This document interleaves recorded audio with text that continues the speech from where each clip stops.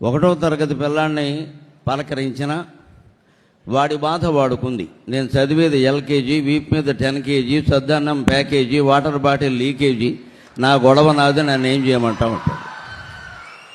వాడి టెన్షన్, వాడి ఆందోళన వాడిది. సాయంత్రానికి హోంవర్క్ చెయ్యాలి. వాడుకో ఇంత సిలబస్, ఎన్ని పుస్తకాలు. పోనీ వాడు 10వ తరగతికి వచ్చాక ఏమన్నా సుఖంగా ఉంటాడంటే ఉండడు. అప్పుడు వాడిని ఇంటర్మీడియట్ పేరు మీద చంపేస్తారు.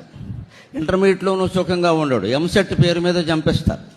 ఎంసెట్లోనూ సుఖంగా ఉండడు. తర్వాత మెడికల్ సీటు, ఇంజనీరింగ్ సీటు పేరు మీద ఒత్తిడి చేసేస్తారు.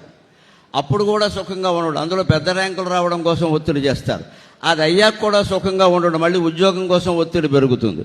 ఉద్యోగం వచ్చాక కూడా సుఖంగా ఉండడు. అప్పటికి సన్నాసిగా 30 ఏళ్ళు వస్తే పిల్లనిచ్చేవాడు ఉండడు. అందుకని పెళ్లి లేక ఒత్తిడి. పెళ్ళి అయ్యాక ఎలాగూ సుఖంగా ఉండడు అనేది వేదిక మీద ఎవరిని అడిగినా చెప్తారు. ఆ విషయం అనుమానమే లేదు ఇక్కడ.